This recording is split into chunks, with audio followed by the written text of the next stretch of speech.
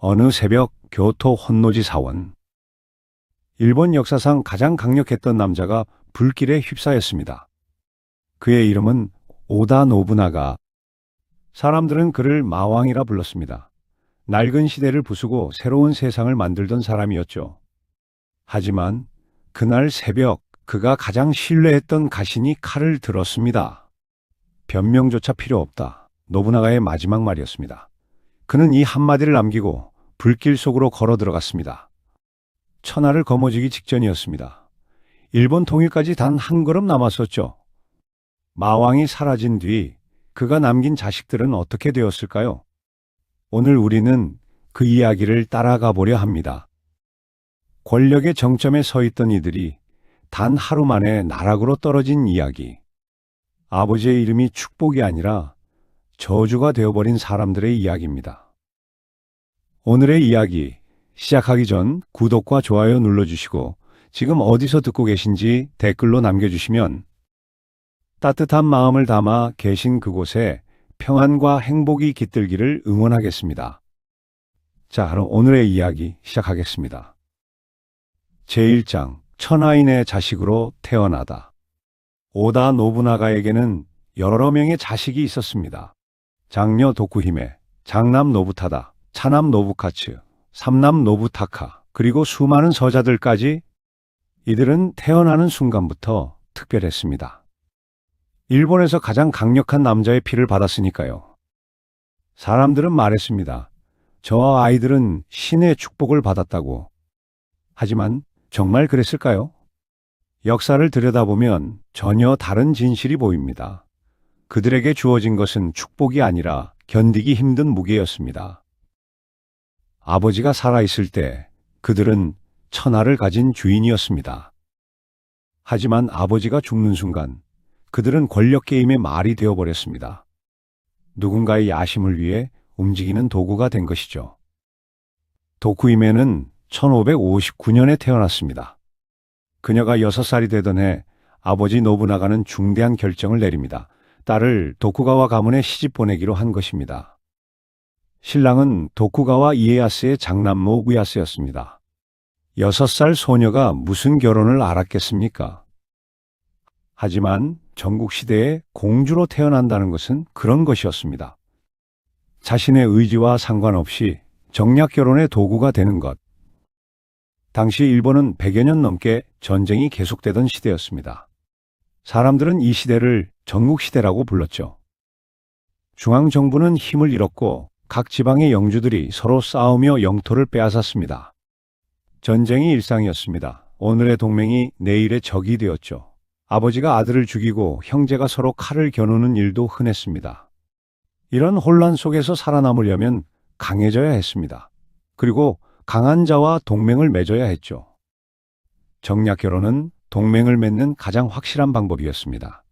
피로 연결된 관계는 쉽게 깨지지 않으니까요. 적어도 겉으로는. 노부나가가 도쿠이메를 도쿠가와 가문에 보낸 것도 같은 이유였습니다. 도쿠가와 이에야스는 동쪽 지역의 강력한 영주였습니다. 노부나가는 그와 동맹을 맺어 뒤를 든든하게 하고 싶었죠. 도쿠이메는 낯선 성으로 보내졌습니다. 엄마도 아빠도 없는 곳이었죠. 그곳에서 그녀는 남편이 될 소년과 함께 자라났습니다. 다행히 두 사람은 금슬이 좋았습니다. 시간이 흘러 도쿠이메는 2명의 딸을 낳았습니다. 겉으로 보기엔 행복한 부부였죠. 하지만 그 행복 밑바닥에는 금이 가기 시작했습니다. 문제는 시어머니 치키야 마도노였습니다. 그녀는 본래 이마가와 가문의 여인이었습니다. 그런데 이마가와 가문은 누구에게 멸망당했죠? 바로 오다 노부나가에게였습니다. 생각해보세요. 자기 친정을 멸망시킨 원수의 딸이 며느리로 들어온 겁니다. 츠키야 마도노는 도쿠이메를 볼 때마다 옛 원한이 떠올랐을 겁니다. 그녀는 며느리를 노골적으로 괴롭히기 시작합니다. 특히 도쿠이메가 아들을 낳지 못한다는 점을 집요하게 공격했습니다. 2딸만 낳고 아들이 없으니 대가 끊긴다는 것이었죠. 전국시대 여성들에게 아들을 낳는 것은 생존의 문제였습니다. 아들이 없으면 집안에서 입지가 약해졌죠. 특히 남편이 죽으면 쫓겨나기 일쑤였습니다. 치키야 마도노는 아들 노부야스에게 측시를 드리기 시작합니다. 그것도 과거 다케다 가문 출신의 여인들이었습니다. 왜 하필 다케다 가문이었을까요?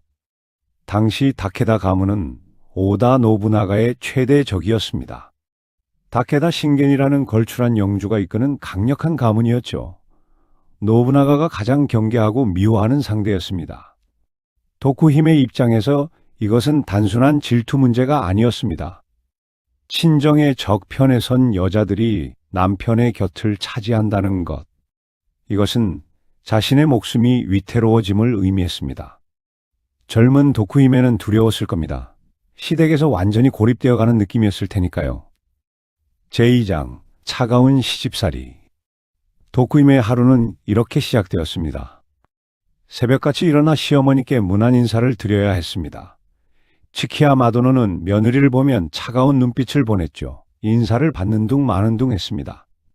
아침 식사 준비는 칙실들이 했습니다. 도쿠히메는 슬쩍 밀려나 있었죠.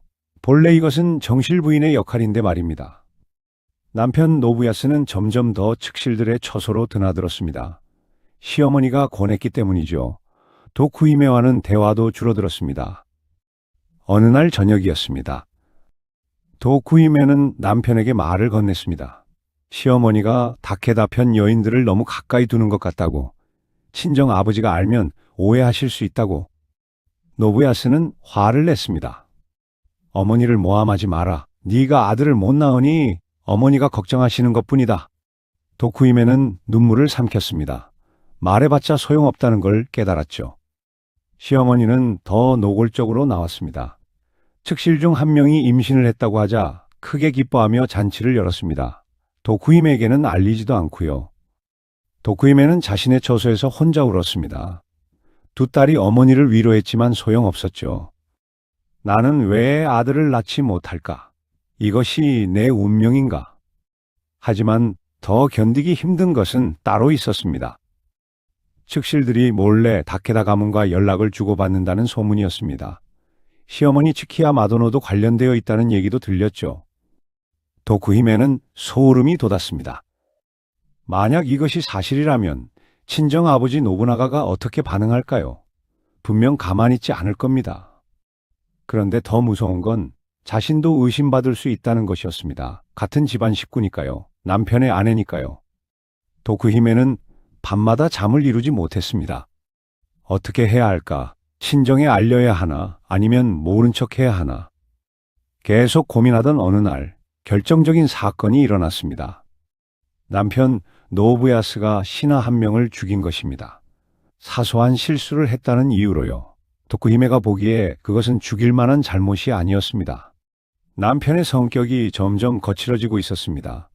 작은 일에도 화를 내고 폭력적으로 변해했죠. 도쿠히메는 무서웠습니다. 언젠가 그 폭력이 자신에게로 향할까봐. 그리고 마침내 인내심이 한계에 다다랐습니다. 제3장 12개의 칼날. 견디던 도쿠히메의 인내심이 끝났습니다. 그녀는 어느 날 방 안에 홀로 앉아 붓을 들었습니다. 친정아버지 노부나가에게 편지를 쓰기 시작한 것이죠. 이것은 단순한 안부 편지가 아니었습니다. 시댁을 뿌리째 흔들어버릴 고발장이었습니다. 내용은 12가지 항목으로 나뉘어 있었습니다. 그래서 사람들은 이것을 12개조의 편지라고 부릅니다. 편지에는 구체적이고 치명적인 내용들이 담겨 있었습니다. 시어머니가 저와 남편 사이를 이간질합니다. 남편은 성품이 거칠어 무고한 사람을 죽이기도 합니다. 그리고 가장 결정적인 한 방이 있었습니다. 시어머니와 남편이 다케다 가문과 내통하며 모반을 꾀하고 있습니다. 이 문장을 쓰는 순간 도쿠히메는 무엇을 생각했을까요? 아마 그녀는 이것이 얼마나 위험한 말인지 몰랐을 겁니다. 당시 노부나가에게 다케다와의 내통은 곧 사형을 의미하는 가장 예민한 문제였습니다. 그것은 영린이었죠. 노부나가는 다케다 신겐을 평생의 적으로 여겼습니다. 다케다 가문과 여러 번 싸웠고 간신히 이겼죠. 그래서 다케다와 관련된 일에는 극도로 민감했습니다. 도쿠히메는 그저 시어머니를 혼내주고 싶었을 뿐이었을지도 모릅니다.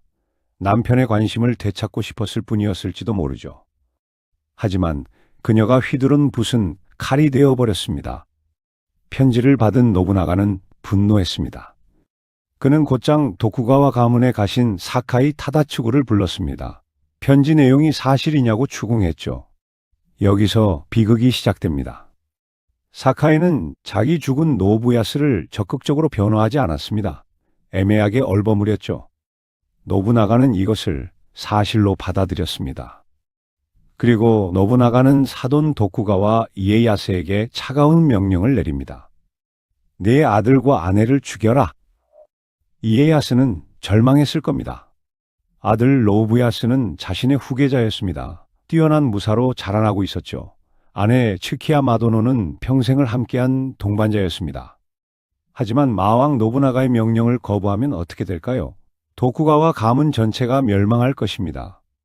이에야스는 가문을 살리기 위해 가족을 버리는 선택을 해야 했습니다. 비정한 선택이었습니다. 하지만 전국시대에 살아남으려면 때로는 이런 잔혹한 결정을 내려야 했습니다. 먼저 시어머니 츠키야 마도노가 자객에게 살해되었습니다. 그리고 남편 노부야스는 아버지의 명령에 따라 할복했습니다. 21살의 젊은 나이였습니다. 도쿠히메는 자신이 쓴 편지가 이런 결과를 가져올 줄 몰랐을 겁니다. 그녀는 그저 시어머니를 견제하고 싶었을 뿐이었을 테니까요. 남편과의 관계를 회복하고 싶었을 뿐이었을 테니까요. 하지만 그녀의 붓은 날카로운 칼날이 되어 사랑하는 남편의 심장을 찔렀습니다. 남편이 죽던 날 도쿠히메는 성 안에서 통곡했습니다. 하지만 이미 엎질러진 물이었습니다. 되돌릴 수 없었죠. 시댁 사람들은 그녀를 남편을 죽인 살인자로 보기 시작했습니다. 증오 섞인 눈초리를 보냈죠. 두 딸은 졸지에 아버지를 잃은 고아가 되었습니다. 한때 가장 높은 곳에 있던 공주는 이제 세상에서 가장 고독한 여인이 되었습니다. 그녀는 아버지 노부나가의 위세 뒤에 숨어 하루하루를 버텨야 했습니다. 하지만 그 위세마저도 3년 뒤 혼노지의 불길 속에서 영원히 사라지게 됩니다. 제4장 1582년 6월 2일 그날의 진실 1582년 6월 1일 저녁 오다 노부나가는 교토의 혼노지 사원에 머물고 있었습니다. 천하통일을 눈앞에 둔 시점이었죠. 그런데 이상한 점이 있었습니다. 노부나가 곁에는 소수의 호위만 있었습니다. 불과 100여 명 정도였죠. 왜 그랬을까요? 노부나가는 자신만만했습니다. 이미 대부분의 적을 굴복시켰으니까요. 교토는 안전한 곳이라고 생각했죠. 게다가 며칠 뒤 서쪽 지방으로 출정할 예정이었습니다. 본대 병력은 이미 먼저 출발한 상태였습니다. 노부나가는 가볍게 여행하듯 교토에 들렀습니다. 다도를 즐기고 문화인들과 교류하려고요. 그날 밤 노부나가는 편안하게 잠들었습니다. 하지만 같은 시각 20km 떨어진 곳에서는 무시무시한 일이 벌어지고 있었습니다. 아키치 미츠히데가 군대를 이끌고 교토로 향하고 있었던 것입니다. 미츠히데는 노부나가의 가장 신뢰받는 가신 중 한 명이었습니다. 지략이 뛰어나고 충성스러웠죠. 노부나가는 그에게 중요한 임무를 자주 맡겼습니다. 그럼 미츠히데가 왜 배신했을까요? 여러 가지 설이 있습니다. 어떤 이는 노부나가가 미츠히데를 공개적으로 모욕했기 때문이라고 합니다. 노부나가는 성격이 급하고 거칠었습니다. 부하들 앞에서 미츠히데를 때린 적도 있었다고 하죠. 어떤 이는 미츠히데가 자신의 영지를 빼앗길까봐 두려워했다고 합니다. 노부나가는 공이 있으면 상을 주지만 실수하면 가혹하게 벌했습니다. 어떤 이는 미츠히데가 천하를 차지하려는 야심이 있었다고 합니다. 노부나가를 제거하면 자신이 천하인이 될 수 있다고 생각했다는 것이죠. 진실이 무엇이든 미츠히데는 결심했습니다. 노부나가를 죽이기로. 6월 2일 새벽, 아직 어둠이 가시지 않은 시각이었습니다. 미츠히데의 군대가 혼노지를 포위했습니다. 1만 3천 명의 대군이었죠. 노부나가는 소란에 깨어났습니다. 밖에서 고함 소리와 말발굽 소리가 들렸죠. 부하 한 명이 급히 달려왔습니다. 적입니다. 사원이 포위되었습니다. 노부나가는 침착하게 물었습니다. 누구냐? 어느 가문의 군대냐? 아케치의 군대입니다. 노부나가는 순간 모든 것을 이해했습니다. 모반이었죠. 그는 활을 집어 들었습니다. 그리고 창문으로 다가오는 적들을 향해 쏘기 시작했습니다. 노부나가는 명궁이었습니다. 화살이 날아갈 때마다 적병이 쓰러졌죠. 하지만 적은 너무 많았습니다. 100여 명의 호위병들이 필사적으로 싸웠습니다. 하지만 1만 3천을 당해낼 수 없었죠. 한 명씩 쓰러져 갔습니다. 노부나가는 깨달았습니다. 이제 끝이구나. 그는 활을 내려놓았습니다. 그리고 안쪽 방으로 들어갔죠. 변명조차 필요 없다. 마지막 말이었습니다. 노부나가는 스스로 불을 질렀습니다. 그리고 그 불길 속에서 자결했습니다. 시신은 발견되지 않았습니다. 완전히 타버렸기 때문이죠. 일본 역사상 가장 강력했던 남자가 그렇게 사라졌습니다. 같은 시각 가까운 니조성에는 노부나가의 장남 노부타다가 있었습니다. 노부타다는 아버지와 함께 교토에 왔었습니다. 하지만 다른 성에 머물고 있었죠. 혼노지에서 연기가 피어오르는 것을 본 노부타다는 곧바로 상황을 파악했습니다. 부하들이 말했습니다. 도망치십시오. 아직 늦지 않았습니다. 노부타다는 충분히 도망칠 수 있었습니다. 말을 타고 동쪽으로 달리면 아케치의 포위망을 벗어날 수 있었죠. 하지만 그는 고개를 저었습니다. 아버지가 돌아가셨을지도 모르는데 나만 살 순 없다. 노부타다는 니조성으로 들어갔습니다. 그리고 성문을 닫았죠. 아케치의 군대가 니조성을 포위했습니다. 노부타다와 그의 부하들은 끝까지 싸웠습니다. 하지만 결과는 뻔했죠. 마침내 노부타다는 할복했습니다. 26살이었습니다. 오다 가문의 가장 빛나는 별이 진 순간이었습니다. 만약 그가 살아남았더라면 어땠을까요? 오다 가문은 결코 히데요시의 손에 넘어가지 않았을 것입니다. 그의 죽음은 오다 가문 몰락의 결정타가 되었습니다. 제5장 거인의 사후 히데요시의 등장. 혼노지의 소식은 순식간에 퍼져나갔습니다. 일본 전역이 충격에 휩싸였죠. 천하를 통일하기 직전이었던 노부나가가 죽다니. 하지만 가장 빠르게 반응한 사람이 있었습니다. 도요토미 히데요시였습니다. 히데요시는 그때 서쪽 지방에서 전투를 벌이고 있었습니다. 노부나가의 명령을 받아 출정한 것이었죠. 6월 3일 히데요시는 노부나가의 죽음 소식을 들었습니다. 그는 즉시 결단을 내렸습니다. 적과 강화를 맺고 교토로 돌아가기로 한 것이죠. 부하들이 놀랐습니다. 아직 전투가 끝나지 않았는데 어떻게 돌아갑니까? 히데요시는 차분하게 말했습니다. 지금 중요한 것은 여기가 아니다. 교토다. 미츠히데를 토벌하는 자가 다음 천하인이 될 것이다. 히데요시는 놀라운 속도로 군대를 이동시켰습니다. 사흘 만에 200km를 달렸죠. 역사상 유례없는 강행군이었습니다. 그리고 6월 13일 히데요시는 미츠히데의 군대와 맞붙었습니다. 야마자키 전투였습니다. 미츠히데는 노부나가를 죽였지만 천하를 차지하지 못했습니다. 다른 영주들이 그를 배신자로 여기고 협력하지 않았기 때문이죠. 미츠히데의 군대는 고립되어 있었습니다.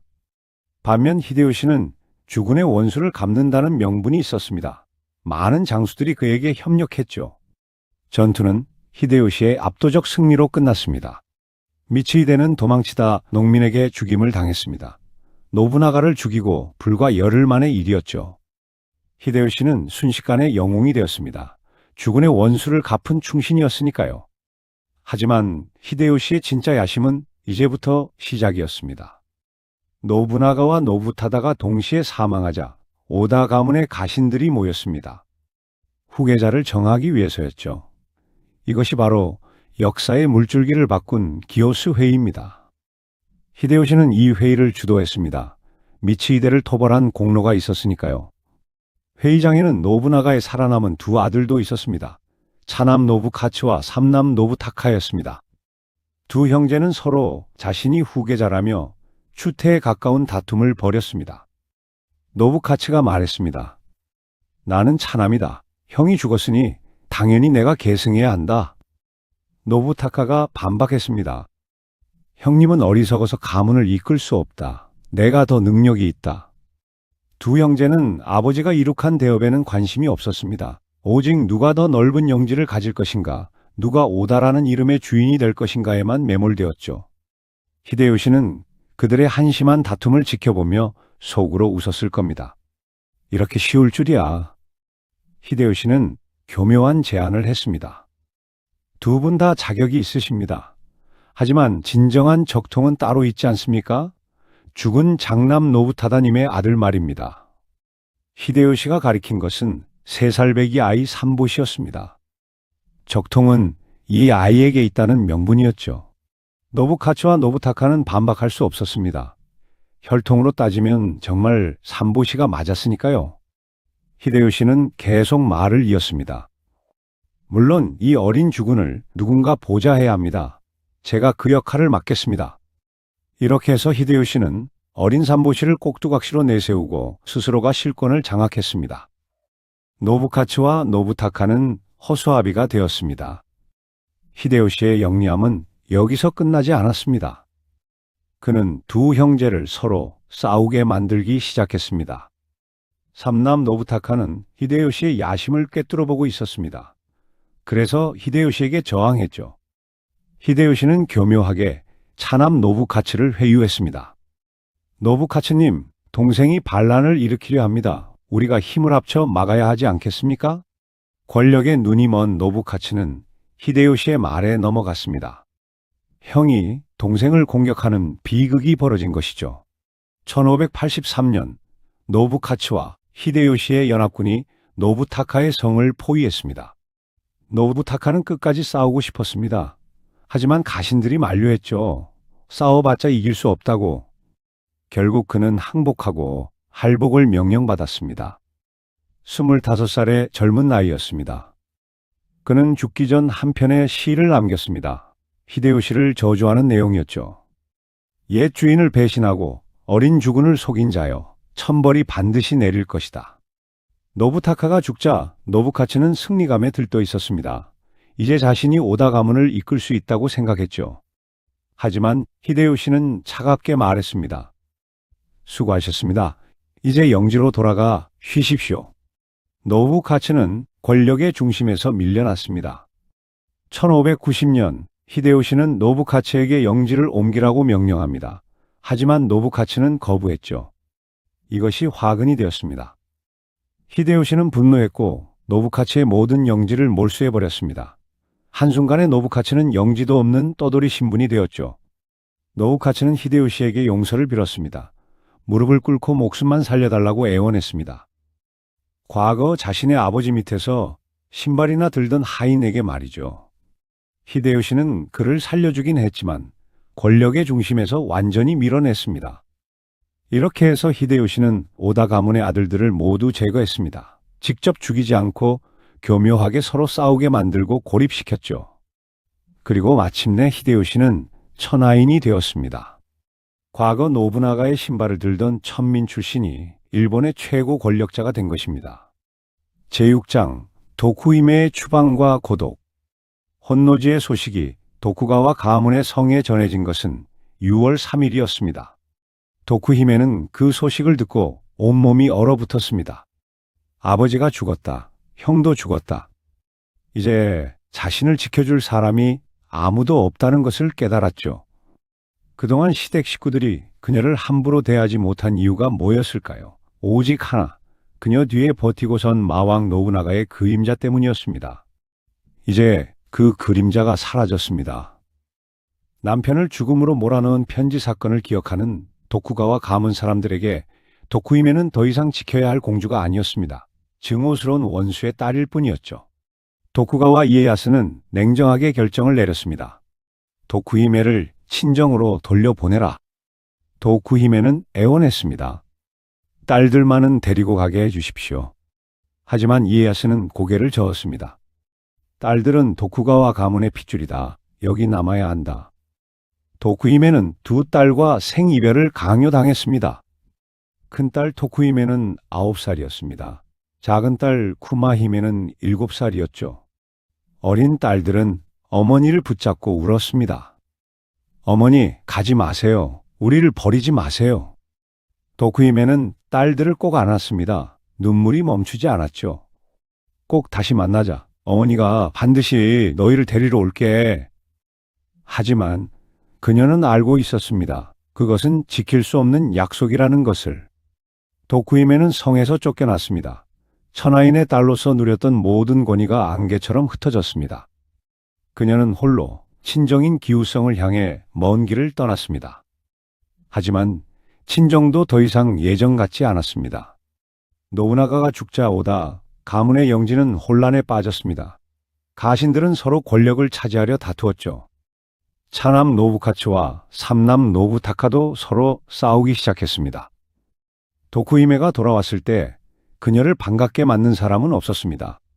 오빠들은 권력 싸움에 정신이 없었고 가신들은 도쿠히메를 귀찮은 존재로 여겼습니다.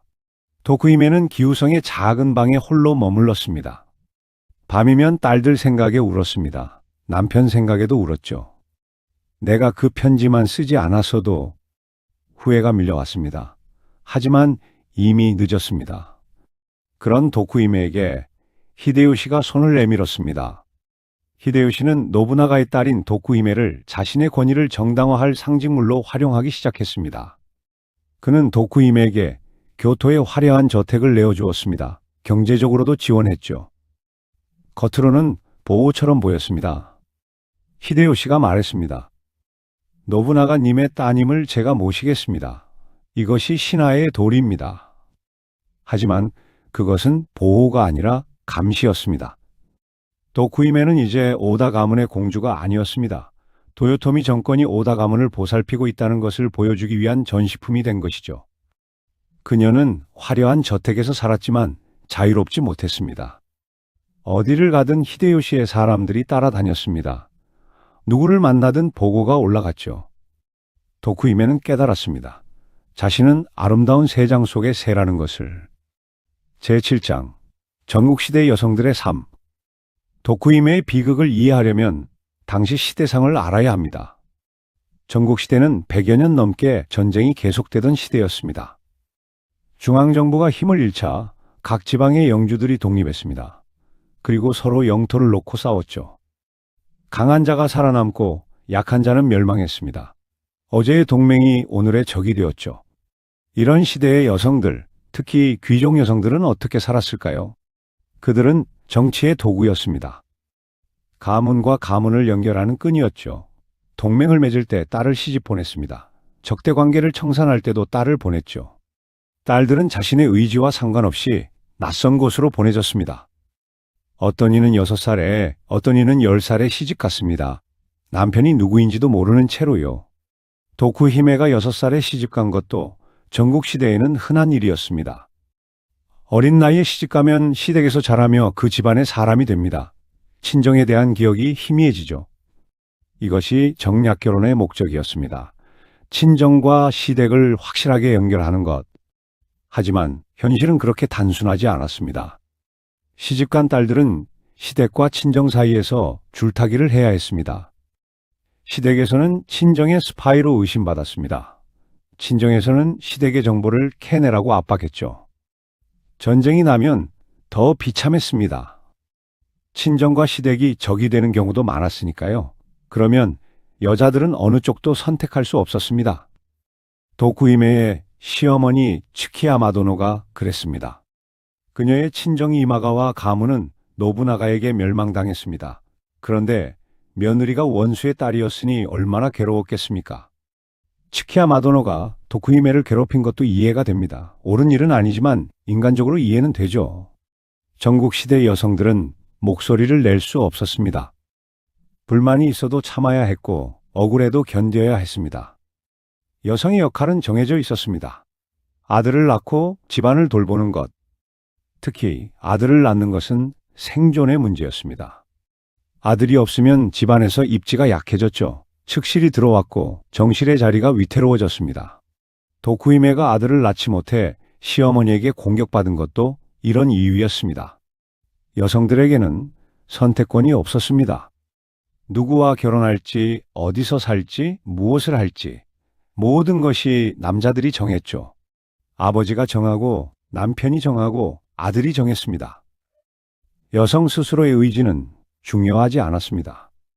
도쿠히메가 편지를 쓴 것은 그래서 더 비극적입니다. 그것은 그녀가 할 수 있는 유일한 저항이었습니다. 목소리를 낼 수 있는 유일한 방법이었죠. 하지만 그 목소리는 너무 컸습니다. 통제할 수 없을 만큼. 결국 그녀의 목소리는 사랑하는 사람들을 죽이는 칼이 되어버렸습니다. 전국시대 여성들 중에는 다른 운명을 맞은 이들도 있었습니다. 노부나가의 여동생 오이치가 그랬습니다. 오이치는 절세 미인이었다고 합니다. 노부나가는 그녀를 아사히 나가마사에게 시집 보냈죠. 아사히 가문과 동맹을 맺기 위해서였습니다. 오이치와 나가마사는 금슬이 좋았습니다. 세 딸을 낳았죠. 하지만 정치 상황이 바뀌었습니다. 아사히 나가마사가 노부나가를 배신하고 적이 된 것입니다. 오이치는 남편에게 밀서를 보냈다고 합니다. 오빠가 공격할 것이니 조심하라고. 하지만 나가마사는 결국 패배했습니다. 노부나가의 군대에게 말이죠. 나가마사는 자결했습니다. 오이치는 세 딸과 함께 친정으로 돌아왔죠. 오빠, 노부나가는 여동생을 다시 시집 보냈습니다. 이번에는 노부나가의 가신 시바타 카츠이에게였습니다. 오이치는 재혼했고 또다시 시댁살이를 시작했습니다. 하지만 노부나가가 혼노지에서 죽자 상황이 또 바뀌었습니다. 시바타 카츠이에와 히데요시가 권력을 놓고 싸우게 된 것이죠. 결국 카츠이에가 패배했습니다. 성이 포위되자 카츠이에는 자결하기로 했습니다. 오이치에게 말했죠. 당신은 살아남으시오. 딸들을 키워야 하지 않소. 하지만 오이치는 고개를 저었습니다. 또다시 홀로 살아남아 누군가에게 시집갈 수는 없습니다. 오이치는 남편과 함께 죽기로 했습니다. 그녀는 세 딸을 성 밖으로 내보낸 뒤 남편과 함께 불 속으로 뛰어들었습니다. 오이치의 세 딸, 차차, 하츠, 고는 살아남았습니다.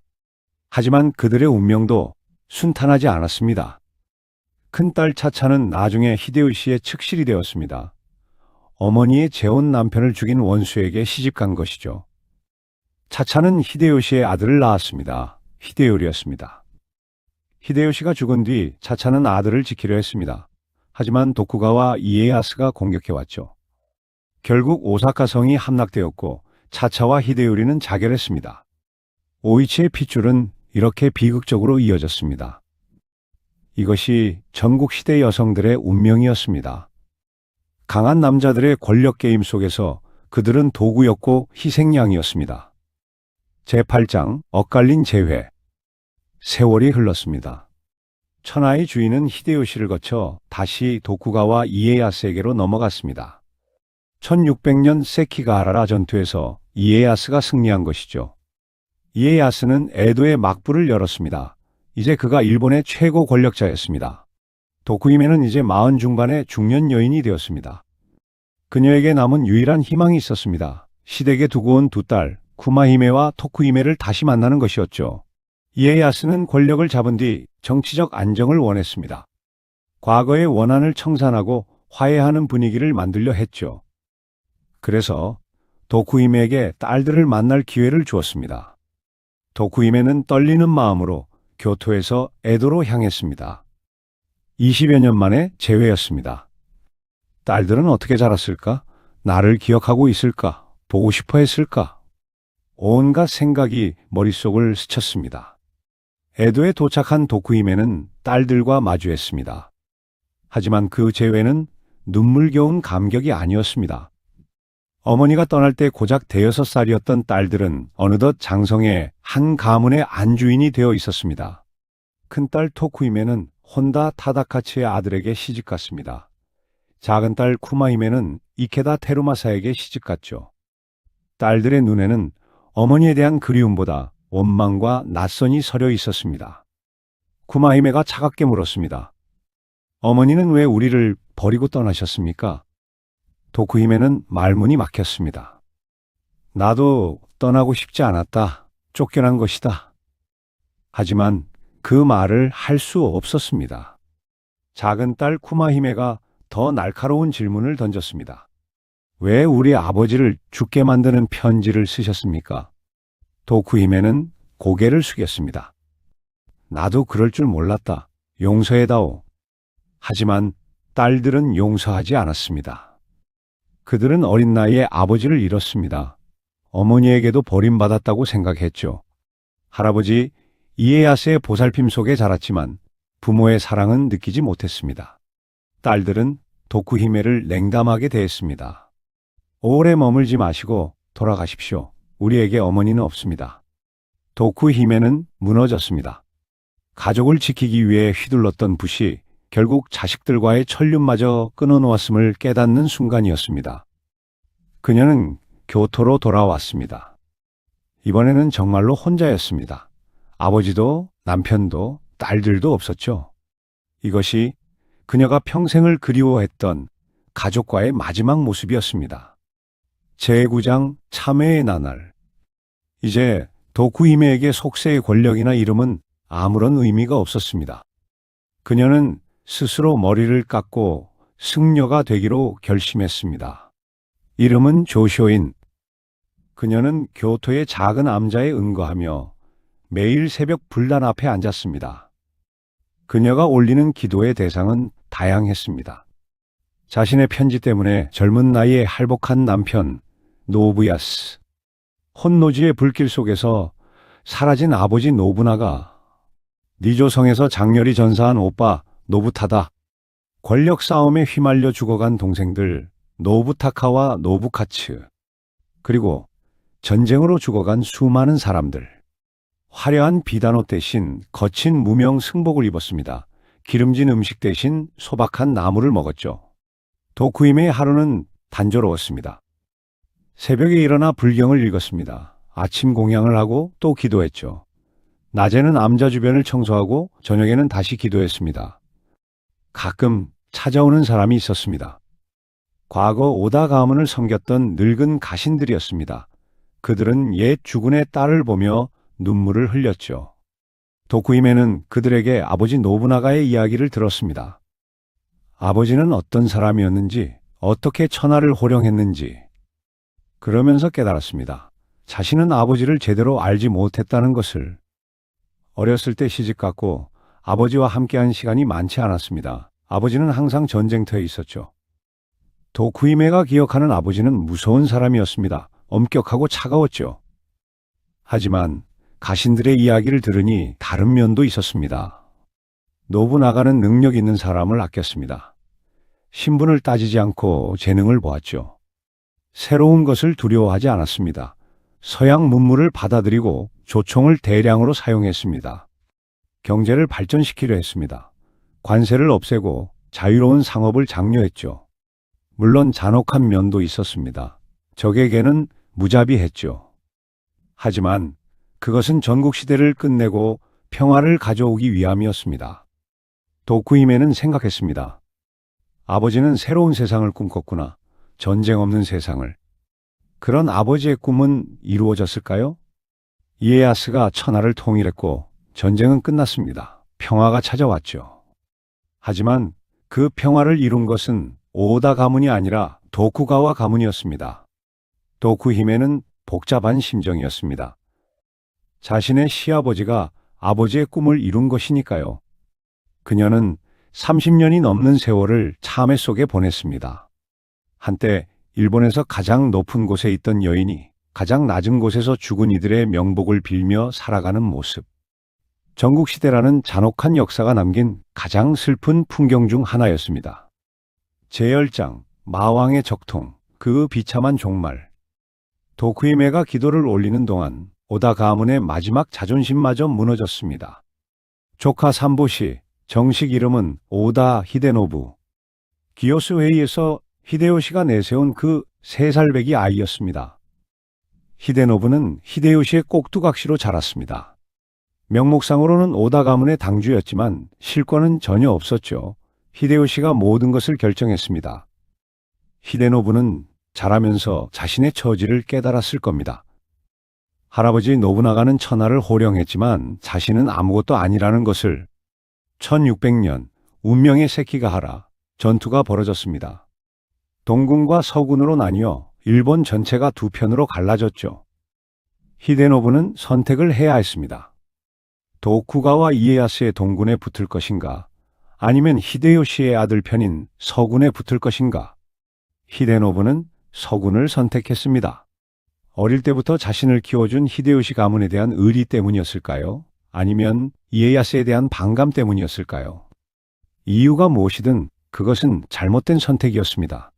세키가하라, 전투는 이에야스의 동군이 압도적으로 승리했습니다. 전투가 끝나자 이에야스는 패배한 쪽을 가혹하게 처벌했습니다. 히데노부는 영지를 모두 몰수당했습니다. 노부나가의 적통 손자라는 화려한 타이틀이 무색하게 그는 고야산으로 추방되었습니다. 고야산은 산속 깊은 곳의 사원이었습니다. 정치범들이 유배되는 곳이었죠. 히데노부는 그곳에서 쓸쓸한 나날을 보냈습니다. 한때 자신은 천하인의 손자였습니다. 하지만 이제는 아무도 찾지 않는 유배인이었죠. 1605년 히데노부는 병으로 죽었습니다. 26살이었습니다. 후사도 없었죠. 이로써 노부나가의 장남 노부타다의 혈통은 완전히 끊겼습니다. 노부나가가 세우고자 했던 오다의 제국은 완전히 역사 속으로 사라지게 되었습니다. 유랑하며 목숨을 구걸하던 차남 노부카치의 후손들만이 간신히 이름만 이어갈 뿐이었습니다.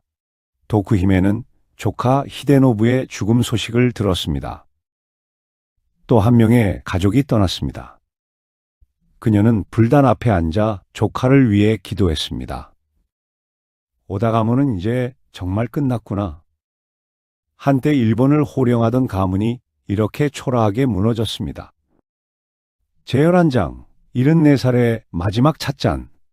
1636년 늦가을 저녁, 교토의 한 방에 74살의 노파가 된 도쿠히메가 앉아 있습니다. 창밖으로는 붉은 노을이 지고 있습니다. 그 빛은 마치 54해 전 아버지가 사라졌던 혼노지의 불길처럼 붉고 강렬합니다. 도쿠히메는 이제 기력이 쇠했습니다. 일어서는 것도 힘들었죠. 주변에는 몇 명의 비구니들이 있었습니다. 그들은 조쇼인 스님을 돌보며 함께 수행했습니다. 도쿠히메는 차를 마시고 싶었습니다. 비구니 한 명이 차를 끓여왔습니다. 도쿠히메는 덜덜 떨리는 손으로 찻잔을 들어 올렸습니다. 따뜻한 차가 목을 타고 내려갔습니다. 문득 불어오는 가을바람에 문풍지가 떨리는 소리가 들렸습니다. 그 소리가 마치 젊은 날 남편이 성문을 열고 들어오던 발소리처럼 들렸습니다. 도쿠히메는 눈을 감았습니다. 남편의 얼굴이 떠올랐습니다. 21살에 죽은 젊은 얼굴이었죠. 그리고 두 딸의 어린 얼굴도 떠올랐습니다. 대여섯 살 때의 모습이었습니다. 아버지 노부나가의 얼굴도 떠올랐습니다. 무서웠지만 그리운 얼굴이었습니다. 도쿠히메는 품속에서 누렇게 바랜 종이 한 장을 꺼냈습니다. 바로 인생을 송두리째 바꿨던 그 12개조 편지의 사본이었습니다. 그녀는 평생 이 종이를 간직했습니다. 자신의 죄를 잊지 않기 위해서였죠. 도쿠히메는 떨리는 목소리로 중얼거렸습니다. 아버님, 제가 보낸 것은 편지가 아니라 칼이었나 봅니다. 그 칼이 돌고 돌아 결국 제 가슴을 찔렀습니다. 이제야 그 칼날을 내려놓고 남편 곁으로 가려 합니다. 찻잔이 손에서 미끄러졌습니다. 바닥에 떨어졌지만 깨지지는 않았습니다. 도쿠히메는 조용히 눈을 감았습니다. 비구니들이 다가와 스님을 불렀지만 대답이 없었습니다. 마왕의 딸 도쿠히메의 삶이 그렇게 끝났습니다. 노부나가가 죽은 혼노지 사원은 오늘날 교토에 남아 있습니다. 물론 당시 건물은 불타 없어졌고 지금 것은 나중에 다시 지은 것입니다. 하지만 그곳에 서면 400여 년 전 그날 새벽의 비극이 떠오릅니다. 불길 속에서 사라진 마왕, 아버지를 잃고 혼란에 빠진 자식들, 권력을 차지하려는 야심가들. 역사는 돌고 돕니다. 노부나가의 제국은 무너졌지만 그가 시작한 변화는 계속되었습니다. 히데요시가 이어받았고 이에야스가 완성했습니다. 일본은 전국시대를 끝내고 평화의 시대로 접어들었습니다. 일본 최강의 군단으로 군림하며 천하포물을 외쳤던 오다 가문의 영광. 하지만 그 찬란했던 정점 뒤에는 혼노지의 불길과 함께 찾아온 처참한 몰락이 기다리고 있었습니다. 마왕이라 불린 아버지의 거대한 그늘 아래서 남겨진 자식들은 권력의 가장 뜨거운 정점과 가장 차가운 나락을 온몸으로 견뎌내며 역사의 소용돌이 속으로 흩어져 갔습니다. 그 중에서도 오다 노부나가의 딸이자 마왕의 아이로 살아야 했던 도쿠히메의 삶은 우리에게 더욱 깊은 비애를 남깁니다. 한때는 세상을 다 가질 듯한 공주였으나 결국 남편과 가문을 잃고 74년이라는 긴 세월을 참회와 고독 속에서 보낸 그녀. 화려한 비단옷을 벗어던지고 소박한 비구니의 삶을 선택했던 그녀의 마지막 뒷모습은 오늘날 화려한 성공만을 쫓는 우리에게 묵직한 질문을 던집니다. 진정으로 소중했던 것은 손에 잡히지 않는 허망한 권력이 아니라 어쩌면 곁에 있었던 남편의 온기와 딸들의 웃음소리 같은 평범한 일상이 아니었을까요? 역사는 단순히 승자의 기록이 아니라 이처럼 소중한 것을 잃어버린 자들의 뼈아픈 후회가 모여 만들어진 지혜의 보고입니다. 도쿠히메가 긴 세월 비석 아래 묻어둔 그 뜨거운 눈물과 마지막 참회가 400년의 시간을 넘어 오늘을 사는 여러분의 가슴에도 깊은 울림으로 닿기를 바랍니다. 그녀가 남긴 비극의 역사를 통해 여러분은 부디 소중한 것을 잃기 전에 먼저 알아보는 지혜를 얻으시길 소망합니다. 지금 여러분 곁에 있는 가장 소중한 사람은 누구인가요? 오다 가문에 남겨진 이야기, 오늘 여기서 마칩니다.